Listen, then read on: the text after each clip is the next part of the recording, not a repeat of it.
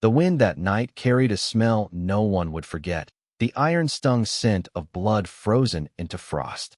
In the heart of Virginia, 1849, the Marshall Plantation lay half-swallowed by snow, its chimneys coughing black smoke into a sky that had not seen stars for weeks.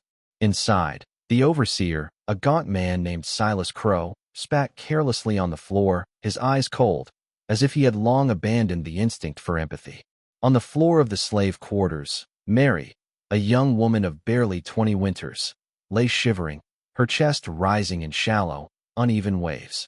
Her body, bruised and broken, seemed to pulse with some secret rhythm, as if the land itself had claimed her suffering. The overseer's contempt was a living thing. It hovered above her like smoke from the hearth. No one in the town would dare speak her name. No one would remember her face. And yet, her dying gaze bore into him with something older, darker than mere death, a knowing that would haunt him before sunrise. For months, whispers had circulated in the plantation's shadowed halls. A curse, they said, had clung to the estate for generations, born of injustice and cruelty, so ancient it predated the brick and timber of the house itself. Mary had seen it in fragments, shattered doll heads, half-burned letters, a hollow tree where children's laughter had turned to screams. The overseer did not believe in curses. He believed in control, in dominance, in the absolute terror of power wielded without conscience. That night, as the wind tore through the broken shutters, Mary's lips moved in a soft, deliberate cadence. Not prayer, not pleading, but a warning. The overseer laughed, a brittle, hollow sound, but the corners of his mouth could not hide the shiver that ran down his spine. Outside, the snow deepened, swallowing footprints, hiding the secrets that would never see the light of day. By morning, the overseer would be gone. Not by accident, not by hands of men, but by the shadowed reckoning that Mary had invoked in her final breath. And long after the snow melted, the town would speak in hushed tones of the Marshall Plantation, of the woman no one dared remember, and of the overseer who did not live to see Christmas morning. The Marshall house had been built with thick, whitewashed walls, but the white could not hide the shadows. Even in daylight, the hallways seemed to breathe, as if the plaster itself remembered every scream, every quiet despair that had passed through its rooms. Mary's death was only the beginning, an ignition in a lineage of hidden horrors that the town had refused to acknowledge. Those who had glimpsed the slave quarters rarely spoke of them. The floors were warped and uneven, carrying the stains of sweat, tears, and worse. Here, the living shared space with ghosts they could not name. Children had whispered of figures moving between the beams at night, tall, faceless shapes with eyes like coal, silent witnesses to transgressions so cruel they could not be recorded in law or ledger. Inside the house, Silas Crow's absence left a void that the walls themselves seemed to fill. Doors creaked open when no wind blew. A faint scratching came from the floors above, as though something were digging, clawing, desperate to escape centuries of silence. The plantation servants avoided those rooms now, crossing the snow-covered yard in hushed fear, muttering the words their mothers had taught them. Do not see what is not meant to be seen. Do not hear what is not meant to be heard. And yet, the secret lingered. It clung to the estate in the spaces between floorboards, behind the hearth, and in the frozen soil of the yard. Mary's final breath had left something behind, a pulse, faint and rhythmic, like a heartbeat no one could touch. They said the overseer's body was discovered hours later, lying in the woods beyond the cornfields, eyes wide with terror. No one knew what had taken him, only that he did not reach Christmas morning, and the snow had covered his tracks before any search party could follow. As winter deepened, the Marshall Plantation became a cautionary tale whispered at church doors and market stalls. But the story was incomplete. The walls kept their own record, etched in darkness and in the memory of those who had suffered here. And sometimes, when the night was still, travelers passing the estate claimed they saw a figure at the windows, small and pale, watching, waiting, Mary, perhaps, or something older than her, ensuring the secrets of the plantation would never be fully buried. In the heart of the nearby town of Ashford, a steeple rose against the winter sky, its bells silent for decades except on the rarest of Sundays. The church was a place of worship, they said, a sanctuary for prayer and confession, but in truth, it held the same secrets as the Marshall Plantation. Families who claimed respectability carried the weight of crimes no law could touch. They whispered of deals, of inheritance preserved through silence, and of the blood that fed their prosperity. The minister, Reverend Halloway, was a man whose sermons rang with conviction, yet whose eyes avoided certain faces in the pews. He knew what had happened to Mary, and to the countless others who had suffered quietly within the town and plantations alike. And yet, his voice, firm and comforting, never spoke her name. Instead, he preached obedience, patience, and the virtue of keeping one's gaze down.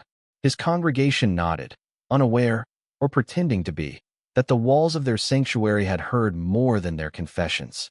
At the same time, whispers spread of children disappearing at night.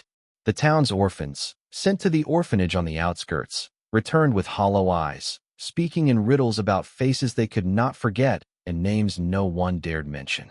The Marshall Plantation was only one piece of a larger web, a network of estates, families, and institutions, all bound by a code older than any record. Speak nothing, see nothing, remember nothing. One such orphan, a girl named Clara, had seen Mary's final struggle from afar. She remembered the faint cadence of her dying words, the echo of them that lingered in the snow, a warning carried by the wind. Clara never spoke of it, but the memory shaped her, a terror embedded in the marrow of her bones. By day, she worked in the church, sweeping the floors and ringing the bell, but by night, she wandered the woods near the plantation, searching for answers no one had dared uncover. And in the shadows of that same winter, the town carried on its routines, baking bread, lighting fires, tending livestock, while beneath their feet and within their hearts, the pulse of old injustice continued. Mary's curse, though silent, had already begun to seep into Ashford, weaving through families, corrupting authority, and leaving an invisible trail of fear that no sermon, no law, no moral posturing could cleanse. Night fell early in Ashford, the winter sky black and heavy, pressing down on the snow-draped streets like a shroud. Clara, now 16, moved silently along the frozen path toward the Marshall Plantation. Her footsteps left no imprint in the frost, or so it seemed, but the wind carried her presence like a whisper to the estate itself. She did not know why she was drawn there, only that the faint, rhythmic echo of Mary's last breath had become a call she could no longer ignore. The plantation, abandoned to its own decay after Mary's death and the overseer's disappearance, had grown stranger with each passing winter. Windows, long shattered, glimmered in the moonlight like eyes staring into nothing. Doors groaned under the weight of their own secrets, and the very walls seemed to lean closer, listening, anticipating. Clara's heart pounded, yet she pressed on, guided by a sensation that something, or someone, was waiting for her. Inside, the quarters were a mausoleum of sorrow. Broken furniture lay in splintered heaps. Ash from long-dead fires coated the floor, and the scent of decay mingled with the cold, biting air. Clara's gaze fell upon the marks left on the walls, scratches too deliberate to be random, faint letters etched in desperation. Do not forget. She shivered, sensing that Mary's presence lingered, not as a ghost in the ordinary sense, but as an imprint of trauma so dense it bent the fabric of the house itself. Clara followed the scratches to the hearth, where a charred bundle of letters lay hidden beneath soot. Opening them, she found fragments of Mary's life, pleas, warnings, and observations of the overseer's cruelty. One line, repeated in every letter, made her blood run cold. He will not see tomorrow, and neither will the innocent who ignore me. The words were both prophecy and accusation, a tether between the living and the dead that no one in Ashford had acknowledged. Outside, the wind picked up, carrying whispers that were neither wind nor animal. Clara sensed the world around her bending, trees leaning closer, snowdrifts forming unnatural patterns, shadows thickening where none should be. The curse of the plantation was not contained within its walls. It reached outward, seeking acknowledgement, justice, or perhaps revenge. And in that frozen, silent hour, Clara understood that she had become the first willing witness in generations, the one who might uncover the truth no one else dared confront. Clara returned to the town with Mary's letters pressed against her chest, their ink smeared by frost and trembling hands. She knew she could not remain silent, yet the fear that had governed Ashford for decades weighed heavily on her. The town had its own mechanisms of secrecy, preserved in plain sight: ledgers, account books, and church registers that listed names without context, recording transactions, fines, and disciplinary measures that masked horrors no one admitted existed. In the back room of the orphanage, Clara discovered an old ledger belonging to Reverend Halloway. Its pages were yellowed and brittle, ink faded, yet the horrors etched within were unmistakable. Each entry recorded children sent to plantations under the guise of apprenticeships or charitable placements. Some returned, haunted and mute. Others never returned at all. The ledger's margins contained annotations, cryptic, almost ritualistic, like coded prayers meant to disguise guilt. The town had meticulously maintained this record, ensuring the sins of one generation remained buried under the next, yet never erased. As she pored over the pages, Clara noticed a pattern. Every ledger entry referenced estates linked to the Marshall Plantation, each overseer marked with the same cold hand that had once spat on Mary. The horror of it sank in. This was not an isolated cruelty. It was systemic, a network of silent enforcement, hidden under the guise of religion, propriety, and law. The same hands that blessed Sunday sermons dictated suffering behind closed doors. That night, Clara could not sleep. The wind outside carried distant echoes of screams, voices that seemed to plead through decades of snow and timber. She understood now that the Marshall Plantation had been only one node in a sprawling web of corruption, its cruelty codified and sanctioned by the very institutions meant to safeguard morality. Mary's curse, it seemed, was not just revenge, it was revelation. Clara returned to the orphanage, following the ledger's trail.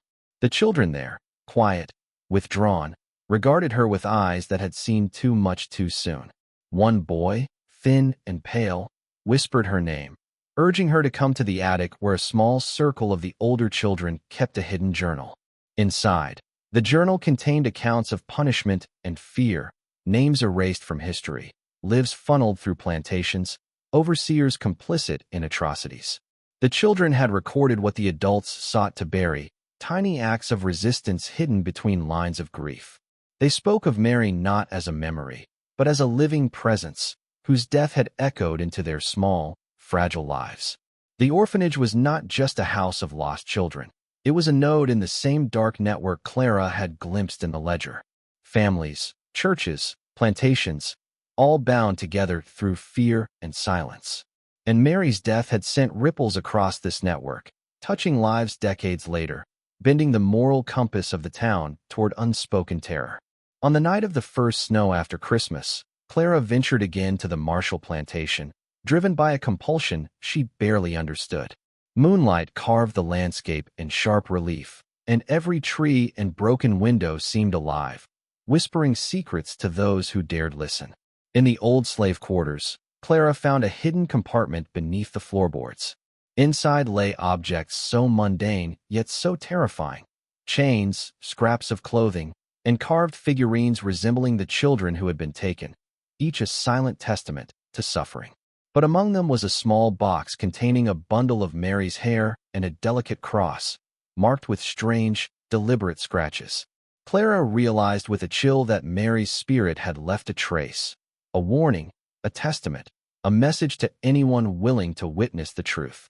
The snow drifted silently outside, and yet the estate throbbed with an unspoken pulse. Clara could hear it in her chest, feel it in her limbs. The Marshall Plantation was alive, not with the living, but with memory, grief, and a rage that defied death itself. Clara returned to Ashford, carrying the relics with her. The town, outwardly unchanged, seemed to pulse with anticipation, as if the land itself knew she had seen what others had ignored. She visited Reverend Halloway, presenting the ledger, the journal, and the objects from the plantation. The Reverend's face paled, and his hands trembled as he took in the evidence. He whispered, "Some knowledge is not meant for the living." But Clara pressed on, insisting that the town must confront the legacy of cruelty buried under generations of silence. That night, the first signs appeared. Windows shattered spontaneously, livestock panicked, and strange footprints were found around the orphanage and plantation alike. The wind carried whispers, threats, pleas, and laughter that did not belong to any child or adult in Ashford. Clara understood that Mary's curse was waking, guided by a justice long delayed, a reckoning no human institution could contain. The first warning had arrived, and it was only the beginning. By the next morning, Ashford was not the same. Doors creaked open on their own, shutters banged against weathered frames, and a cold that no fire could banish seeped into the marrow of every resident. Rumors spread quickly, whispered in markets and at church doors. Children had vanished from the orphanage again, livestock had been found mutilated in ways unnatural, and shadows moved where none should exist. The town elders convened secretly, their polished shoes scraping the floor of the council room. None dared mention Mary's name, yet all understood the cause of this unrest. The Marshall Plantation, abandoned and silent for decades, had become a nexus, a wellspring of rage and truth, now spilling into the lives of all who had prospered by silence. Clara, carrying the relics, became both witness and messenger. Wherever she went, the wind seemed to follow her, carrying faint whispers that chilled the living. Children shivered when she passed. Adults felt a strange compulsion to look away. The pulse of the past was no longer contained. It had begun to assert itself, demanding recognition and reckoning, and Ashford trembled under its weight. Reverend Halloway's church had always been a sanctuary, yet that night it became a stage for the unseen. Clara brought the ledger and Mary's relics to the pulpit, demanding acknowledgement. The congregation, once devout and orderly, found themselves paralyzed by fear. Candles flickered violently, and a cold breeze carried the smell of smoke and decay. Figures began to appear along the walls, dark, shapeless, moving with purpose. Whispers filled the nave, echoing accusations long buried. Parishioners fell to their knees, some screaming, others praying in a terror born of instinct rather than faith. Clara could feel Mary's presence guiding her, shaping the moment as if the estate itself had sent her to deliver judgment. The church was no longer a place of comfort. It had become a theater of revelation. Every sin, every act of silence, every act of cruelty connected to the Marshall Plantation now demanded acknowledgement. And the congregation realized, too late, that the consequences of centuries of complicity would not be contained by walls, by sermons, or by excuses. That night, Clara returned alone to the plantation. The snow had fallen thickly, muffling the world into silence. Within the slave quarters, shadows began to writhe like living things. Clara's eyes caught movement in the corner, Mary's form, indistinct yet unmistakable. The spirit did not speak, it did not gesture. It simply stared, and Clara felt a surge of understanding pass through her. The past was not dead. It could not remain buried. Then came the vision. Scenes flashed before her eyes. Overseers laughing as children cried. Families signing away children for profit. The town priests blessing their obedience. The ledger, the journal, the relics. Everything had been preparation for this moment. Clara realized that she was seeing the plantation's memory, a living archive of suffering and injustice. By sunrise, the vision ended, but its impression did not fade. Clara knew she was no longer an ordinary witness. She had been chosen, or cursed, to carry the story forward, to confront the hidden sins that had shaped Ashford, and to survive the wrath Mary's spirit had begun to unleash. As Clara emerged from the plantation, the town itself seemed to shudder. Doors opened and closed violently. Livestock scattered into the night. Church bells rang without human touch. Ashford's streets were empty as if the entire town had paused, holding its breath in fear of the unseen. The elders, realizing the severity of the situation, attempted to contain the panic, but the snow and wind carried Mary's truth beyond their control. The ledger's names and crimes were no longer just ink on pages. They had become a living force. Justice, delayed for generations, had begun to assert itself, indiscriminate and unrelenting. Clara, burdened yet resolute, became the conduit for that reckoning. Each step she took carried the weight of memory, trauma, and the promise that silence would no longer protect the guilty. And deep in the Marshall Plantation, shadows shifted, as if the estate itself breathed, waiting for the next chapter of its story to unfold. Winter tightened its grip on Ashford. But the snow was no longer a simple veil of white. It carried whispers, urgent and accusing. Clara, moving through the deserted streets, felt the voices pressing against her ears, repeating fragments of Mary's final words. He will not see tomorrow. Remember me. Justice cannot sleep. The town itself seemed alive with memory, every rooftop and fence post resonating with the energy of unacknowledged pain. Those who ventured outside spoke of fleeting shapes in the snow, small, pale figures darting between trees and fences, vanishing as quickly as they appeared. Some swore they saw Mary herself, a shadow among shadows, moving silently, observing, waiting.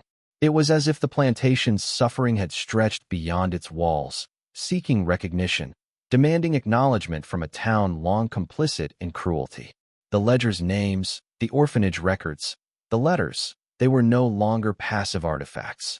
They had become a force, a lens through which the present was haunted by the past. Clara realized that Ashford was at a tipping point. The whispers were a warning, but also an invitation. Confront the truth, or be consumed by it. Clara returned to the orphanage, where she discovered a hidden door behind the chapel wall. Inside was a small room filled with more journals, carved figurines, and cryptic drawings. The children, previously silent, had been chronicling a history the town refused to acknowledge.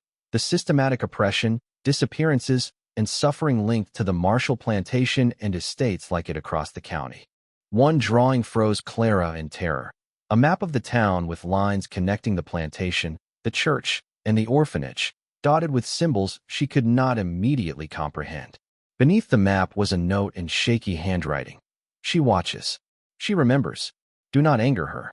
The message was simple, but its meaning was profound. Mary's presence, though absent in life, was exacting influence over those willing to witness and record her truth. In that room, Clara realized she was not alone in her vigil. A lineage of unseen witnesses, both living and dead, had preserved the memory of the oppressed. The children's journals were evidence, but also an extension of Mary's unfinished justice. A blizzard descended on Ashford with unnatural speed, snowdrifts towering higher than fences, wind howling like the cries of the condemned. The town's residents, barricaded in their homes, felt a creeping terror. The storm was not weather. It was the plantation's curse in motion, a reckoning made physical. Windows rattled, fires sputtered, and shadows stretched across rooms in ways that defied reason. Clara moved through the storm toward the plantation, guided by an unseen force.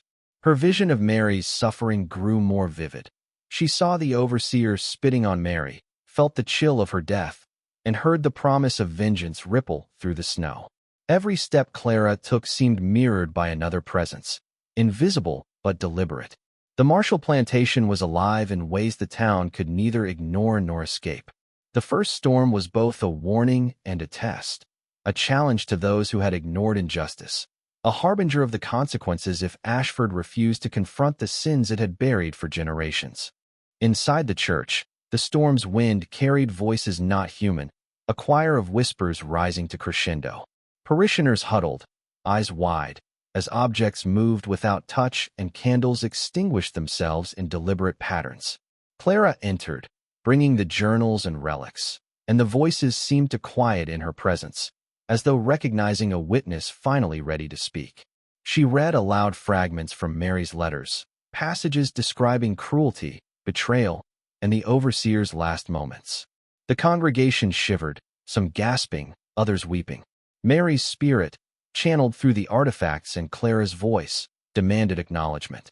The church, a symbol of complicity, trembled under the weight of unspoken sins. Outside, the wind carried the echo of those voices across Ashford, a reminder that silence could no longer protect the guilty. The town had been warned. The reckoning was underway, and the first act of justice had begun. The storm had not relented. Instead, it grew heavier, snow whipping like jagged knives through the streets. Clara stood at the edge of the Marshall Plantation, clutching the journals, the letters, and Mary's relics. The estate seemed to pulse beneath her feet, alive with centuries of suffering, rage, and memories that refused to die. Shadows emerged from the woods, faceless, black forms, moving with purpose toward the town. Clara realized that the judgment Mary had invoked was no longer contained. The overseer's cruel laughter from long ago echoed faintly, mingling with the wind, but it was drowned out by an overwhelming presence, a force older than any living soul, demanding acknowledgement. As the first shadow reached the town square, windows shattered, horses screamed, and townsfolk fled in terror. It was not mere fear. It was recognition of guilt, an instinctive understanding that centuries of silence, complicity, and cruelty could no longer hide behind walls, ledgers, or sermons. Clara, trembling, stepped forward and called Mary's name aloud, offering herself as witness and voice. The shadows hesitated, then receded into the night, leaving behind a town forever changed. Ashford would not forget. Mary's truth had finally been seen. By dawn, the snow had settled, eerily still, yet traces of the night remained. Footprints that led nowhere, shapes frozen mid-stride, eyes of the past staring from the whiteness. Clara walked among them, recognizing children she had never met, women and men who had suffered in silence, overseers and families now etched into the snow as silent witnesses. The town emerged cautiously, confronting the aftermath. Windows had been shattered, doors torn from their hinges, and the air carried the acrid scent of fire and frost. Yet within the destruction, a strange clarity emerged. The ledger, journals, and relics provided proof, not just to Clara, but to the town itself, of the horrors hidden in plain sight. Ashford's residents realized that the snow had preserved the memory of injustice, transforming it into something physical, unavoidable. Mary's presence, though unseen, had made herself known in a way that demanded accountability. In the days that followed, Ashford began a cautious reckoning. The townspeople confronted their families' pasts, reviewed old ledgers, and finally spoke of names long buried. Clara became the keeper of Mary's story, charged with ensuring that the atrocities of the past could no longer be hidden. Yet the Marshall plantation remained, decaying, its walls breathing quietly. Even as justice unfolded, the land remembered. Shadows lingered where Mary had fallen, whispering to those who would listen. The legacy of silence, though broken, left a mark on the town, a psychological scar, a reminder that history does not die quietly. Years later, the plantation stood as it always had, silent, snow-draped, and solemn. Clara, older now, often returned to leave journals, preserving Mary's memory for generations to come. And still, sometimes, when the wind was right, she would see a pale figure at the broken windows, a watcher, neither angry nor forgiving, merely observing. Mary had become part of the land itself, a guardian of memory and a warning to any who would ignore suffering. The town of Ashford had been changed forever, its history acknowledged, its secrets revealed.